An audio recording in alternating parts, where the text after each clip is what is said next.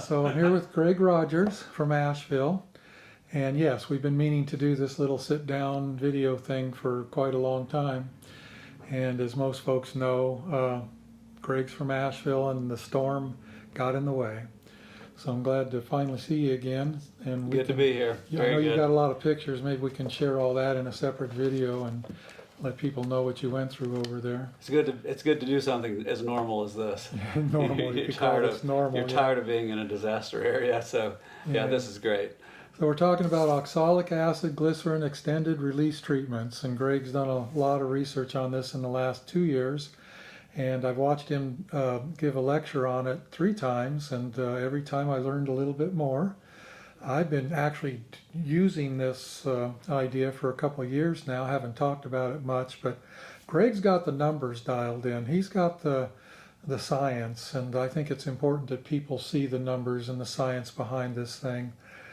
For now, we were just talking at lunch about, the future and the future of oxalic acid and, what the future may hold. But for now, I think that this treatment right here is a good stopgap for us. And I'm going to let Greg talk all about it. I might ask you a question or two through this whole Please thing. do. Yes, definitely. I'm just going to let you have at it. Well, thanks. And as he said, I'm Greg Rogers, Hawk Creek County, Asheville, North Carolina. We've been through the big floods, as you've heard, and did pretty well. Lost some hives, but we'll talk about that later. And I did this study over a couple of years. There's been a lot of talk at some bee meetings about oxalic and glycerin and its uses, and people were experimenting with it, but most of the people were experimenting couldn't really tell the public what they were doing because it was an unregistered off-label treatment. And so I approached Dr. David Tarpey at NC State University and said, I'd like to experiment with this. Do I need an experimental permit, or how do we do this? And he said no. He says this is research. You can do research and just do it under the umbrella of NC State University, and then we're free to release those results to the public and share them with the public. And I thought, well, great. So he was very kind to go along with that. And from what I was just talking to him 2 days ago, and he's pulling this together with another study, and he's going to try to publish it in a regular scientific journal. So hopefully that's going to happen here in the next couple of months. So we tested it over 2 years, and then all this was before the new product came out. And of course, the new product is the Viroxan strips, which is the same idea. It's the oxalic and glycerin. Those just came out this fall. They've been out for a very short period. So all this was done before that, those came out. And I will talk about the Viroxan at the end after we talk about the field trials we did. We'll talk about that a little bit at the end and sort of what that holds, because there's still questions, of course, about that. So we'll just jump into that. And first of all, where I live, very similar to here. Same environment, same plants, same honey sources. Southern Appalachian Mountains of North Carolina. I'm on the North Carolina side of the line. I'm about 100 miles northeast of Bob. But it's a very similar thing. This is a picture from the Blue Ridge Parkway just outside of Asheville. I live in a little bit more of an urban county than he does, more people definitely, and we'll show a slide in a second. But very similar. Most of our honey sources are from trees, the flowers of trees, not as heavily agricultural, not as much exposure to agricultural chemicals, and so that's generally the environment that we live in southern Appalachia.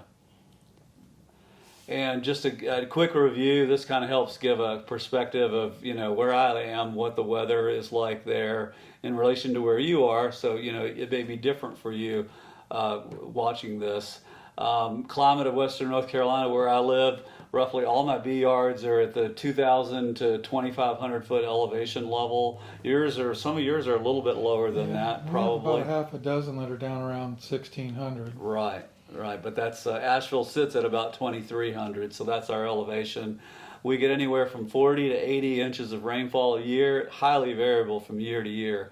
And even with this event that we just had, where we had 15 inches of rain in 2 days, now we've had no rain in the past month since the storm came. So that's just the the craziness of what it can do. But it's a generally high rainfall area, like you brought up for where you are. We're zone 6, 7 plant hardiness. Our cold season, when we can get frosts and freezes, generally runs for about 6 months. It runs from October 15th till April 15th. And we have a broodless period. Most important for beekeeping, we do generally have a broodless period that runs from late November till sometime in early January. That's roughly equivalent to here, I would guess. And this is an interesting map. This to give a perspective of where I live. Scott Davis was our club president, and he decided we have a lot of people. We have about 280,000 people in my county, so it's a fairly urban county with still a lot of mountains and a lot of wild habitat. But we have 280,000 people, and so because of that, we also have a lot of beekeepers. This was about 3 years ago, and our county is just the center part of the picture. And Scott took the membership list for our county bee association, and took this computer program and superimposed the dots. This was just the mailing addresses of all the people that were registered in our bee club. So it wouldn't include something like, I have 10 different bee yards, and it doesn't even show all them on here. And of course, many people aren't members of the bee club at all. The point is that we have it's an area with a lot of beekeepers. You're here, you probably don't have quite this level of neighboring lucky, beekeepers, neighboring beekeepers. And it definitely has an effect on what you're doing in a couple ways. Potentially, there's a lot more beehives, so there's a lot more mites. You have the potential to pick up mites from other people's hives, much more than you would in an area that has much fewer bees and beekeepers. So in some ways it could make it harder to control mites, because even if you're doing everything right, you could still be picking up mites from other people's hives. And the other important point, I know some people are going to comment on the talk we're giving, and they're going to say, okay, here's Bob and Greg that are just talking about treatment again. All you guys ever talk about is treating for mites. Isn't there a better way? Isn't there a way other than all these treatments to do your bees? In our case, it's made harder by having all these other beekeepers, because let's say I go buy a breeder queen and really try, and I've done this, I've bought several breeder queens of more mite-resistant bees. If I produce queen cells even from mite-resistant stock, with this many beekeepers in my area, what that means is the queens that I produce are going to fly out 2, 3, 4 miles away. They're going to mate with whatever's out there. And so in an area like where I live, it's much harder to push your bees and push their genetics in a direction of more mite resistance. And if you live in a more rural area with a lot fewer beekeepers around you, you have at least the potential to work with and develop more mite resistance in your bees. So that's I'll just throw that out. It means I always need to think about mite control. As much as I'd like to get my bees to be more mite resistant, I still need to always be thinking about how am I going to control my mites. This is my standard hive setup. I do a system of a deep and a medium. In this picture, the deep is on the bottom, medium is on the top. This is a wintertime view of the hives. And sometimes they could get reversed, and the deep could be on the top and the medium can be on the bottom. You can do that also. But this is my basic, if you went out to the hives right now, this is what they would look like. I'm getting them ready for winter. My hives sit forward to a pallet. I get them up off the ground on some cement blocks, usually a little higher. And also what I do now is this setup on the top that you see. I have a migratory cover with no ventilation. I have a single layer of that silver Reflectix material that's directly on top of the frames. And then I have a piece of 3/4 inch blue styrofoam board on top of that. So it's a 2-layer insulation, sits on the top of the hive. There's no ventilation out of the top at all. For those that are familiar with it, the whole concept is called the condensing hive. And there's quite a good number of videos on YouTube about the whole condensing hive concept. But the idea is that you, in the wintertime, you make the top surface of your hive the warmest surface in the whole hive. And therefore, any condensation that occurs, it won't occur on the top where it would rain back down on the bees. If there's any condensation, it occurs on the side walls because they're cooler than the top of the hive. So I encourage you to look on YouTube, and there's a series of great videos that explains the whole condensing hive concept. And then also what they found is that hives that are set up like this, generally they're going to also eat less honey. They're going to eat 20-25% less honey in a winter than hives that aren't set up like that. So that's how I've done it for several years. They winter beautifully. They do really, really well with this setup. But that's how I do it, no top ventilation. This is one of my bee yards in the spring. This was, I believe, 2 years ago. We had a really big spring honey flow, and this is where they're all supered up with supers for the honey flow, and had a really nice wildflower flow. Just like with you, our wildflower flow is tulip poplar, black locust, and blackberries. Tends to be those three things is the spring honey flow. Interestingly, this bee yard, when we had the flood a month ago, I have 10 different locations, each with 36 to 40 hives. 3 of my 10 locations are in what could be called a floodplain or nearly floodplain. I had the potential in the storm to lose all 3 yards, and this is the yard that I lost. We'll do some pictures at the end, but it just so happens that this is the one that did get swept away. This is about 200 or 300 yards from a creek. I thought I was okay, big, huge, flat area. I didn't think the water would get over to where they were. In the flood, the water was 5 feet deep in this bee yard.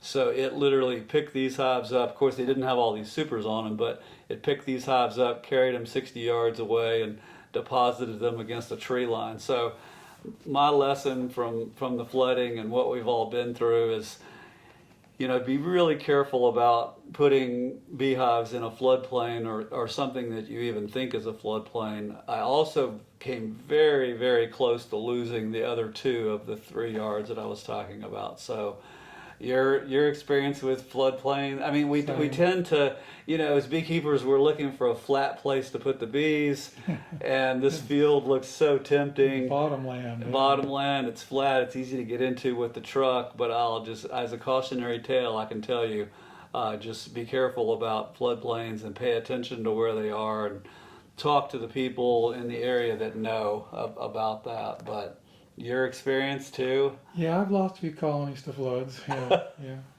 And this is a great location too, because the fields surrounding it had hundreds of acres of kind of overgrown fields, and the goldenrod and the aster in this location was just unbelievable. Huge amounts of it. They did really beautifully, but I won't put bees back there. Let's just put it that way. So I did lose 10% of my hives to the flood, and I was very fortunate it wasn't 30% of all the hives. So this is something Bob and I have thrown around, talked about on a couple of our other videos. It's a subject we talk about a lot at bee meetings. Randy Oliver has done a great number of articles on this general subject, and it's how many Varroa treatments per year are necessary to keep our hives healthy and productive. And you and I both remember back to when we didn't have Varroa mites. And then Varroa mites came back in late 80s, early 90s. And when we first started out, we were just treating, you were probably too, just treating the one time in August. And we seemed to get by okay. Mm-hmm. And then we had the Apistan was the first treatment that came out. That's right. We started out, we were just treating in August. We just treated them the one time in August, and you were done for the year. And then as we've crept forward through the 30 years or more, the feeling at the beginning was, well, surely over time we'll get over this. The bees will build up some resistance to these mites, and things will get better in the sense of having to treat them. But it's kind of gone the opposite direction. Yeah, maybe we've been breeding super mites with all the treatments. Maybe we have. We weren't willing as a nation to let 96% of the bees die, and then breed from what was left. Yeah. We just weren't willing to do that. So here we are 30 years later, and we're treating more than we were at the beginning. So, this is just generally accepted now. Again, Randy did a great job on this of explaining it, and I would say, and see if you agree with this, but for average bee stocks that are not genetically resistant to varroa mites or don't have much resistance, in temperate North America with a broodless period in the winter, which is where we are, we basically have reached the point where we need 3 treatments of 90% effectiveness, and those treatments need to be well spaced in a calendar year. And Bob and I had a discussion at one point in one of the videos we did. He was in my front yard, and we were talking about oxalic acid and the vaporization, and we did the oxalic vaporization. So, and what we had said, the funny thing about YouTube videos, and I'm sure you've done this a few times, where you'll say something in a YouTube video and then later on you regret it a little bit and you think, Oh yeah, I've said a lot. Maybe I shouldn't have said that, or maybe what I said was actually bad advice, and you have to come back later and correct yourself. So I kind of feel like that happened with this. So what we had talked about when we were talking about the oxalic vaporization, we had said, okay, what if we were doing it maybe once or twice? What if we hit them really, really hard? What if we hammered them with the oxalic acid? What if we treated 3 times in December, back to back, about a week apart? We gave them this full 4-gram dose, which is now the accepted legal dose, and we did it 3 times in a row. Maybe we could just knock the mites so close to zero, we could just hammer them down to nothing, and they would be so close to zero that we could skip our spring, early summer treatment entirely, and we could go all the way till August. It would take, the mites would have been knocked down so low that it would take them so long to recover that we wouldn't have to treat them till August, and so we would get away with this without having to do the spring treatment. So remember, we were talked about this, and interestingly, we both arrived at the conclusion of no, this was not enough. And so then I thought, okay, there's a really simple way to test this. And so, So that's what I did. I took 15 different hives in 3 different bee yards, and I did exactly that. I hit them with the oxalic acid 3 times, and then I waited till August, and I took mite washes, sampled. Before I did any of the treatment in August, I took samples from the hive. So I wanted to see what would happen on hives if I did this, if I skipped the spring treatment. And these were the actual mite counts from those hives. As you can see, we consider the economic threshold to be 9. And you can see the counts themselves. Most of them are way too high. There's a 7 and a 3 and a 5, and a few of them are okay. But you can see that a lot of the counts were really way too high, in the 40s, and there's a 60 and there's a 25. So and the average mite count was 24.4, which is almost triple what the threshold is. So Can I change the Yes. subject for a moment? Yes. Yard D obviously is much different. It is. Can you tell me if that's closer or farther away to all these other beekeepers in your neighborhood? I can't say for sure. I know it was one of the more rural yards. It was definitely not. It was not the yards. I have some that are closer to the city where there's probably more neighboring beekeepers. But again, in our county, there's beekeepers. So you're not real it's sure. saturated with beekeepers. Be So interesting to know. I know, and that's what jumps out at you is why was that one yard better? And it's one of those mysteries where there was some bit of variation there. Of course, it is only 3 hives too, so I might have And just then why lucked is out. Yard C so? And why is that one so terrible? But the takeaway from that is, with the bees that I have, the genetics I have, no, I could not skip that spring treatment, whatever it's going to be. We need to go back to that, and I think you essentially arrived at the same conclusion that we really couldn't skip that treatment. And of course, it's a 300 bee sample with an alcohol wash. And so essentially, this is just a general overview of what it looks like if you're doing 3 treatments a year. Again, ideally, your 3 treatments should be about 4 months apart. So you split the year into 3 parts. You do a treatment, and then 4 months later you do a different treatment, and then on to the next, and that way. So I'm not going to go in detail into all these because that's I'm mostly going to talk about the oxalic glycerin, but those are generally the choices that we have. The December treatment, we're either going to do an oxalic vapor treatment, or in our case we do 2 or 3 in December. You still doing 3 pretty much? At least last year 2. At least 2. And I have done also that small bit of research where I treated with oxalic vapor and then waited a week and treated again and actually watched the mite drops in the hives. And you actually, with the second and third vapor treatments, you actually do kill a significant number of mites. So got to break in for a moment. Yes. Do you remember the third? Was it still dramatic? Or The third was almost none. Okay. The first one seemed to kill 80 to 90% of the mites, and then the second vaporization seemed to kill another 5 to 10% of the mites, and then the third one was just a little, maybe just a little bit. And I did sticky boards and counted them, and also saw that it killed, when you hit them with a vaporization treatment, it kills them up to 48 hours later. There's a big drop in the first 12 or 24 hours, but you continue to get a pretty good drop for 2 or 3 days. And then I get that question. How long does this last? And I've had people that I thought knew what they were talking about suggest it lasts between 2 and 3 days. And that's about right. After about 3 days, you won't see any more drop. Okay. But you do still see quite a bit for 2 or 3 days. Some people do the dribble method. I know Randy Oliver particularly likes the dribble method. I have done it in the past. I haven't done it recently at all. I think the vaporization is actually easier because you don't have to open the hives. I'm working by myself almost always. And it's easier on the bees too. The dribble is a little rough on the bees. That's why they suggest not doing it 2 times close together. You can only do the dribble once, and even with the dribble, you're still going to see as many as 100 to 200 dead bees on the ground in front of the hive after you've done the dribble. And so it's just, we've both gotten to now, we just do the vaporization. Also, what happened was some people were doing the dribble before the vaporizers got better. The original vaporizers were really not very good quality. I started out with the dribble. And then once the vaporizers, several companies made way improved versions of the vaporizers to the point where you just thought, this is a better way to do it. So we've done that. And then in terms of the treatment in the middle, the March, April, May, I won't talk much about all those, but everyone's familiar with them.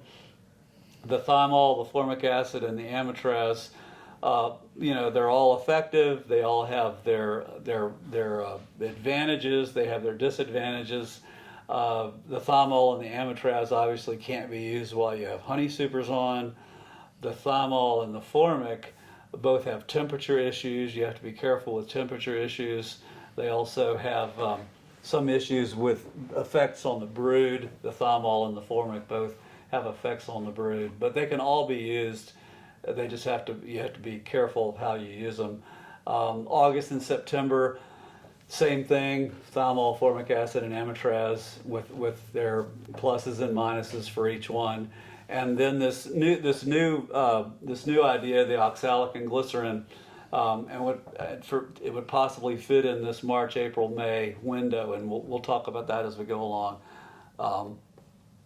So the story with oxalic is, as you saw, when we started out with oxalic acid, we were doing the vapor and the dribble, and both of those things are very effective when there's no brood in the hive.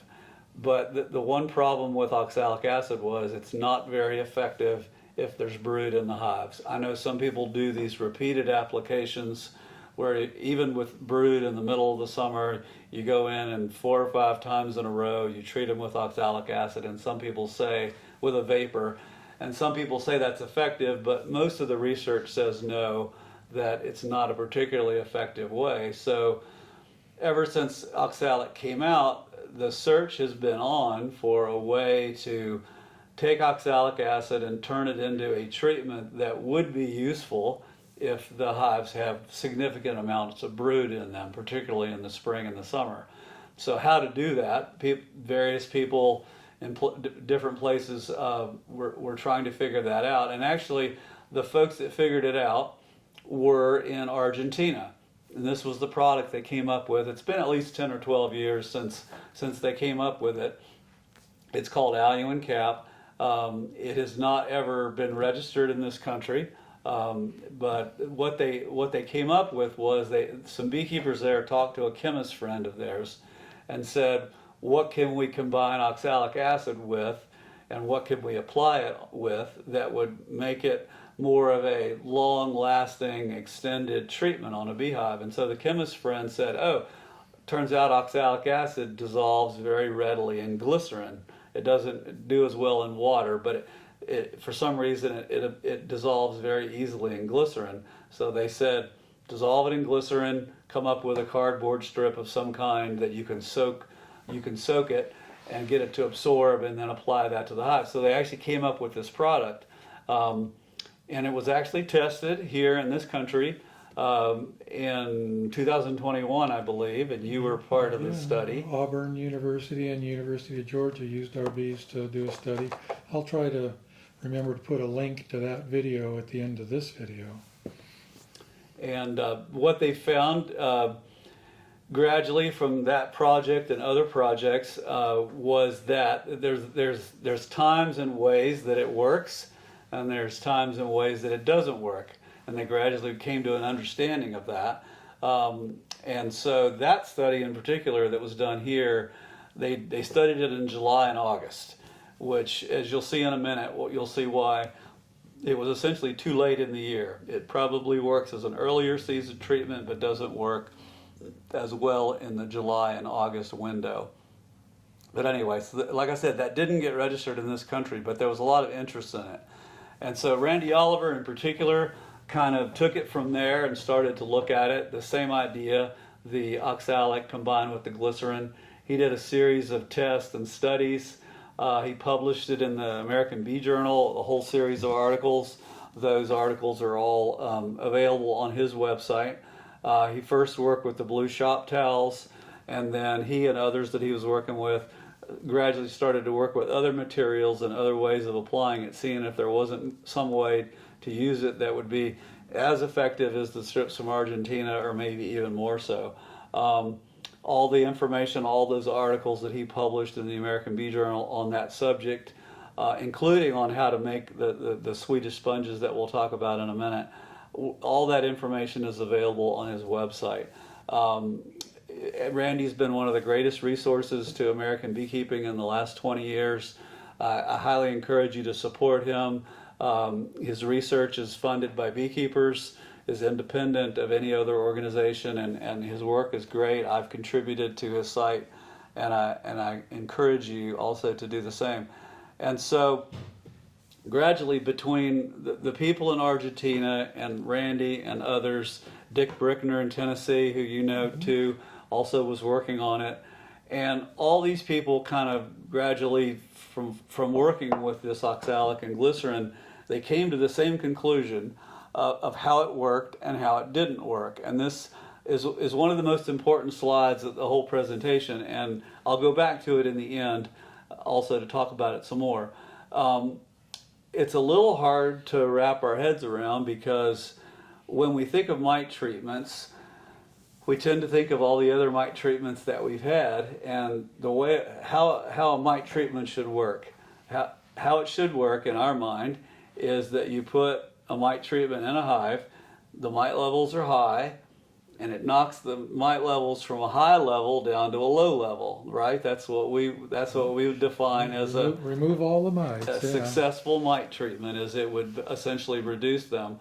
This oxalic glycerin, everyone who's worked with it has sort of come to the same conclusion, is it doesn't work that way. How it works is it works if you put it in a hive, the mite levels are low, reasonably low. You put it in a hive, it's in the hive for an extended period of time, and it essentially flatlines the mite. If you think like a heart monitor with a flat line, it flatlines the mites, so it keeps the mites from growing to a high level.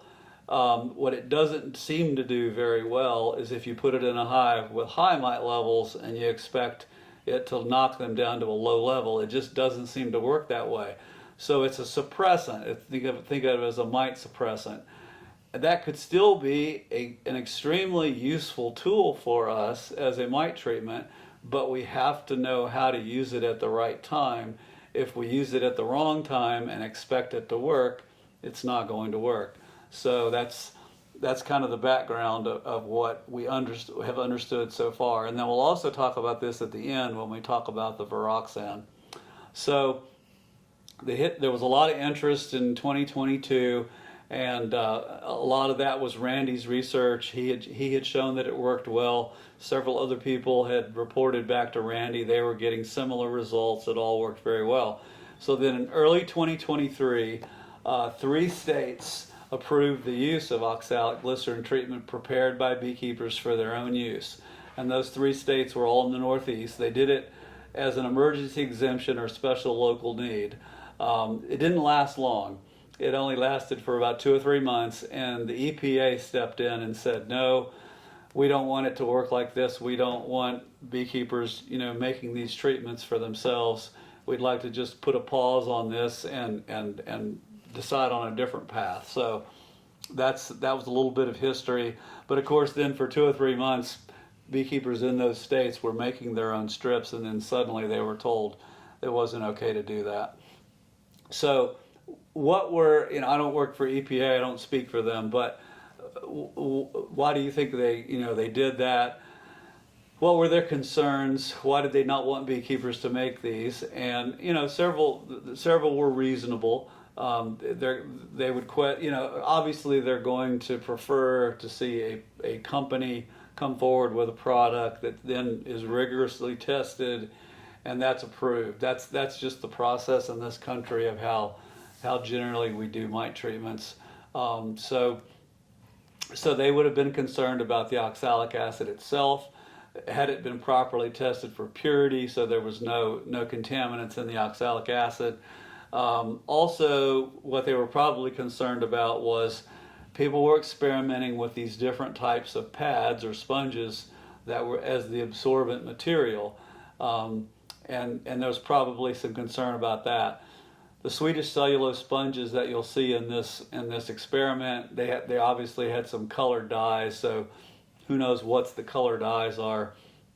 These 2 other pads people started to experiment with, the Spiltec Maximizer pads and the pig mats. The thing that really probably set off every bell, whistle, and alarm at EPA was those 3 words: flame retardant treated. Those two products had a flame retardant treatment. And the reason that they would probably be so concerned about that, some flame retardants are pretty harmless stuff. They're not anything to really worry about. But some flame retardants, they've been in the news quite a bit. They're what's called forever chemicals, or PFAS. And if the retardant treatment was one of those, that was not a good thing. They're chemicals that don't break down readily in the environment. There's been a lot of concern about a river in eastern North Carolina that's contaminated with these flame retardant chemicals, and so that didn't look good with these things being flame retardant treated. So that was probably part of the reason. And then again, also the vegetable glycerin at the bottom, had it also been tested for purity. So at this point, David Peck had also done an excellent presentation at Knoxville about this and this technology and this idea.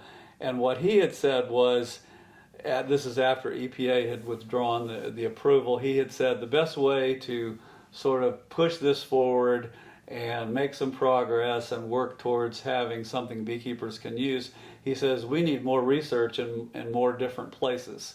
And we need the people to do the research with a legitimate university organization where it can be presented to the public. So I said, great, okay, sounds like fun, I'll do it.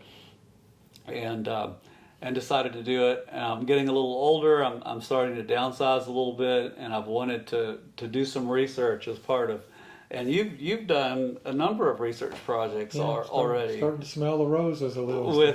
With Georgia, you've done what, 3 or 4 projects now at least? Oh gosh, or more, yeah. And I had not done that, And I was just tired of all the hard work. I thought it'd be fun to do some research. Yeah. So anyway, we decided to take 2 bee yards. This is a typical bee yard of mine, either 36 or 40 hives. And this is the Delosier yard. This is the first yard. And so I decided to do 3 things. I decided to have some control hives that had no treatment. As you'll see in a minute, you'll see the test groups.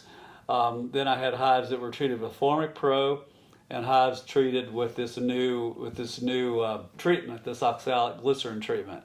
And so this is the first yard. And what I chose to do, if you're going to properly do an experiment, you're supposed to do what's called randomization, which means if you have 3 different types of treatments, you randomize it where it's random hives. This hive here might have the formic, and the hive next to it might have the oxalic, let's say.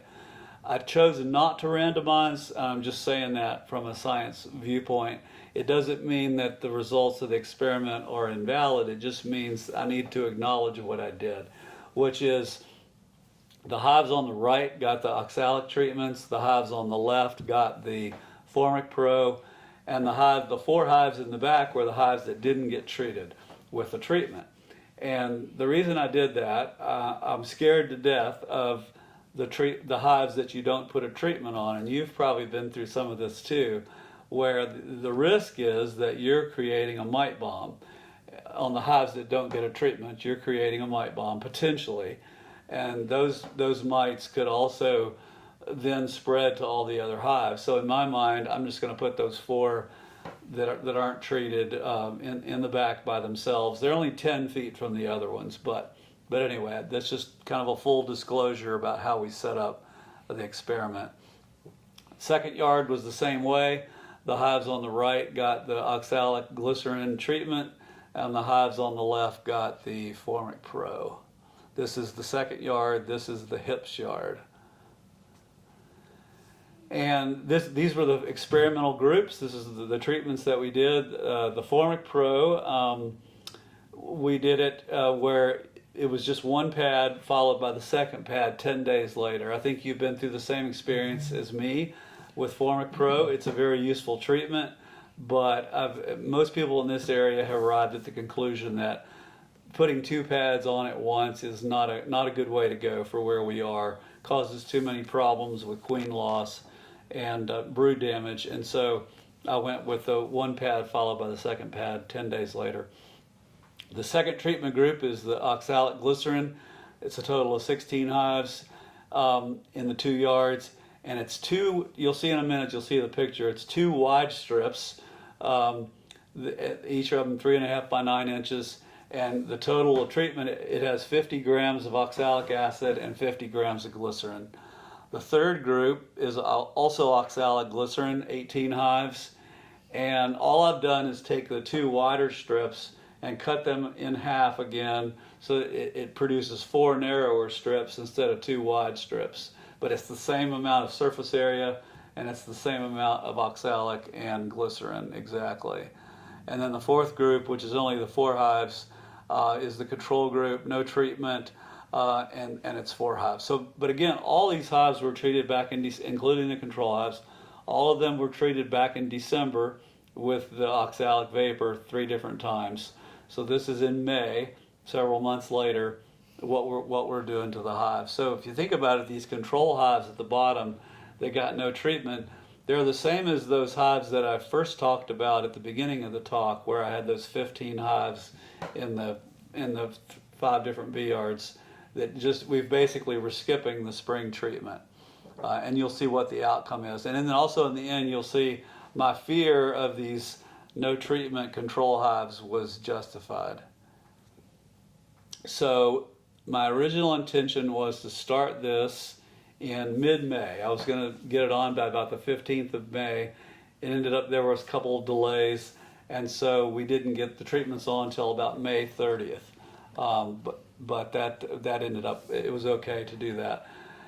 And we did a pre-treatment mite count, so I counted the mites. I wanted to see, I didn't sample all 76 hives in the 2 yards. I just sampled 40 hives in the 1 yard to get a general idea of what the mite counts look like at the end of May.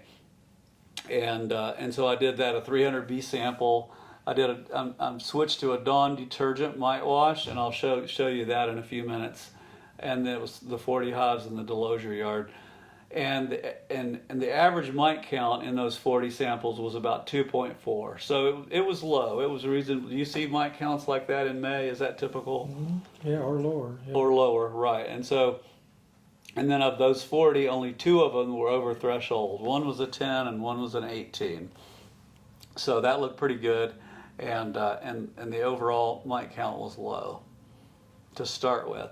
So this is the Formic Pro. Essentially, this is the one. Again, it's the one pad, and then you wait 10 days later and you do the second pad. So that's one of our treatment groups. This is the Swedish dishcloths. They're just commonly available on Amazon. They're called Swedish dishcloths or Swedish cellulose sponges. Mostly they're in these bright colors. But if you do type in on Amazon or wherever you're searching, if you type in white or gray, you can find some that don't have these color dyes. And actually, when I repeated the experiment this year, you'll see in a minute, we had some that were white instead of these different colors, because there's obviously questions about, do the different colors give different results? So hopefully not, but I've skipped on, and now we don't use the colored ones anymore. These have actually already been cut in half. When they come, they're actually 7 inches by 9 inches is the dimension, and then you cut them into parts. But these have actually already been cut, and these have already been soaked in the oxalic and glycerin. And for the oxalic acid, I used at the time was our only registered oxalic acid treatment, which is the AP Bioxol. We now have 2. We now have a second brand also, which is the Easy Ox. Those are the 2 registered oxalic acid treatment sources. The vegetable glycerin, just purchased it off of Amazon, 5-gallon bucket of vegetable glycerin as our solvent. And all the instructions on how to make them, again, as Bob has said, it's all on Randy Oliver's website. It's all been publicly available for 3 to 4 years, all the information about how to make them, how to apply them. I'm not going to get into that because, again, for me, this is a non-registered treatment, so I'm just trying to show the research results. But all those resources are readily available. So this is what it looks like when you cut it into the 2 wider strips. Each of them is 3.5 by 9 inches. That's what they look like when they go on the hive. So on these, it was a deep and a medium. And so it actually, and there's brood in both the deep and the medium.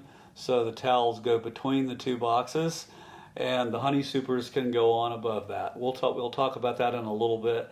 But as with the new Viroxan treatment, it's okay to put it on the beehives even during a honey flow and even during when they're making honey and have honey supers on the hive. There's not a problem with that. Oxalic acid occurs naturally in honey. All honey has some level of oxalic acid in it, and it varies a lot from one type of honey to the other. The highest oxalic containing honeys contain as high as 700 parts per million oxalic acid, and our famous sourwood honey turns out is one of the highest oxalic honeys. If you chew on a sourwood leaf, it has a really obvious oxalic acid flavor to it, and it's definitely in the honey. So the thought with the oxalic acid is that it is fine to use it, and even with the vaporization, you're allowed to do the vapor with honey supers on the hive. So I'm going to address a question that's going to occur because I've already gotten it, and that is because sourwood honey has higher amounts of oxalic acid. Do we, as sourwood producers, feel like we're getting any benefit from it? And my answer is I've never noticed a difference. No, I don't think we can treat for mites any less because we make sourwood honey. It'd It'd be nice, wouldn't it? Yeah, it would. Maybe we need to have every beekeeper in the country trying to make Maybe we need honey. to make like a compost, grind up sourwood leaves and apply it as a green paste to the top of the frames. I think we might be onto something there. possibly, but yeah.